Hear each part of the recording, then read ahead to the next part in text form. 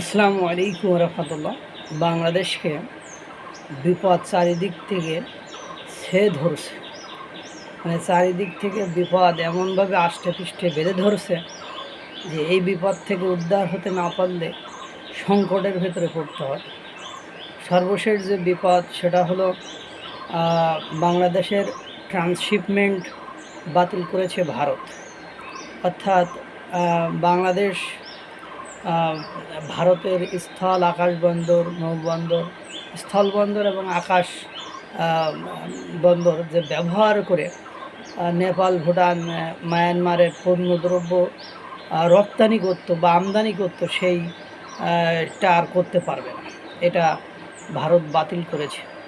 পাশাপাশি দেখেন আপনার এই যে লালমনিরহাট চীনের সহায়তায় আপনার বিমান ঘাঁটি নির্মাণ করবে বাংলাদেশ, এটা করলে নাকি সেভেন সিস্টার্স হুমকির মধ্যে পড়বে। এটা জানার পরেই ভারত এই পদক্ষেপ নিয়েছে। মানে এর আগে দেখা গিয়েছে যে চীনের সাথে যে দেশই বেশি মাখামাখি করেছে সেই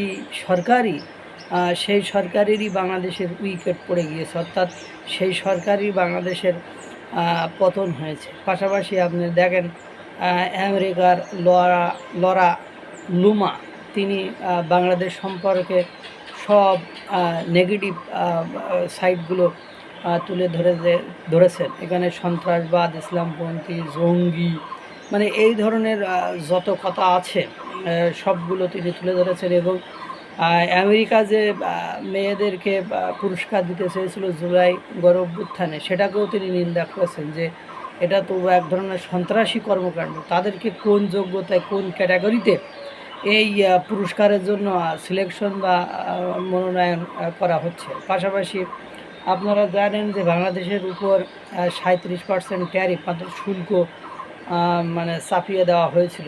যদিও পরবর্তীতে ডক্টর মোহাম্মদ ইউনূস এই শুল্ক 3 মাসের জন্য স্থগিত রাখার জন্য সরকারকে ডোনাল্ড ট্রাম্পের কাছে চিঠি দিয়েছে। কি হয়েছে এখনও সেটা বলা যাচ্ছে না।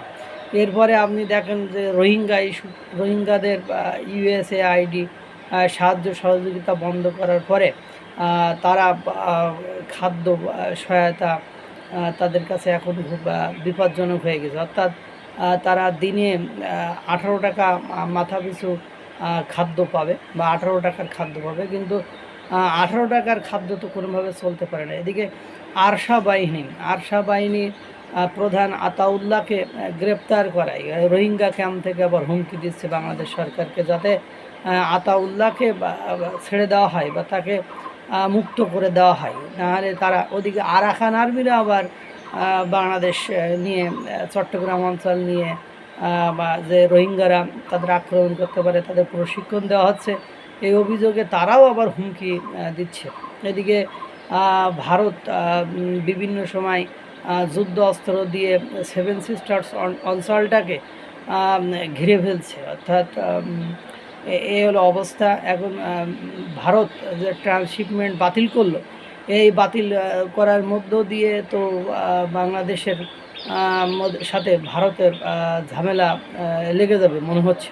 এরপরে আপনার শুল্ক বৃদ্ধি করার কারণে আমেরিকার যেসব কোম্পানিগুলো বা কারখানাগুলো বাংলাদেশের তৈরি পোশাক শিল্পর পোশাকের অর্ডার দিয়েছিল, সেই অর্ডারগুলো বাতিল করেছে। পাশাপাশি গার্মেন্টস শ্রমিকদের ঈদের আগে এবং পরে আপনার ছাঁটাই নিয়ে কালকে রূপগঞ্জে আর্মি পুলিশের সাথে রণক্ষেত্র বেঁধেছে গার্মেন্টস শ্রমিকদের। সেখানে প্রায় 10 শতাধিক লোক আহত হয়েছে। এবং পাশাপাশি আপনারা জানেন শরীয়তপুর, মাদারীপুর, সিলেট, মানে বিভিন্ন জায়গায় একের পর এক সংঘর্ষ লাগতেছে।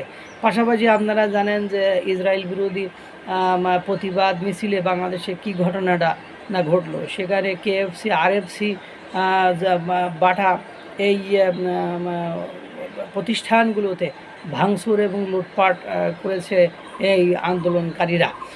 এটা নিয়ে বিদেশি যে বিডার যে সম্মেলন হচ্ছে, তারা বিদেশি বিনিয়োগ, এমনিতে বাংলাদেশে বিদেশি বিনিয়োগ 71% কমেছে। তার পাশাপাশি যদি এই ধরনের লুটপাট ভাঙচুর বা ইসরায়েলে পণ্য বয়কটের নামে যদি এইসব লুটপাট ভাঙচুর চলে, তাহলে তারাও কিন্তু এই দেশে ইনভেস্ট করতে অনাগ্রহ প্রকাশ করবে। আপনারা জানেন ডক্টর ইউনূসের বিশেষ অর্থ সহকারী উনি বলেছিলেন যে বাংলাদেশের অর্থনৈতিক যে ভঙ্গুর অবস্থা, মানে এটা আগে কখনো ক্রাইসিস কান্ট্রিতে দেখা যায়নি। তা সব কিছু মিলায়ে বাংলাদেশে এখন লক্ষ লক্ষ মানুষ তার কর্মসংস্থান হারিয়েছে, পাশাপাশি জীবনযাত্রার মান কঠিন হয়ে গেছে। এই সব কিছু মিলায়ে দেখা যায় এদিকে আবার বঙ্গবন্ধুর কন্যা শেখ হাসিনা সে নাকি আবার সদল বলে ফিরে আসবে, এরকম একটা হুঁশিয়ারি বা রিপোর্ট বিভিন্ন টিভি চ্যানেলে বা সহ বিভিন্ন ইউটিউব চ্যানেলে এটা দেখছি প্রচার করছে। অর্থাৎ ডক্টর মোহাম্মদ ইউনূসের চারিদিক থেকে বিপদ আষ্টে পৃষ্ঠে ধরে ফেলেছে। এখন আল্লাহই ভালো জানে বাংলাদেশের ভাগ্য আকাশে কী ফল বা কী রেজাল্ট অপেক্ষা করছে। আল্লাহ তাআলা সকলকে ভালো রাখুক, সুস্থ রাখুক। আসসালামু আলাইকুম ওয়া রাহমাতুল্লাহ।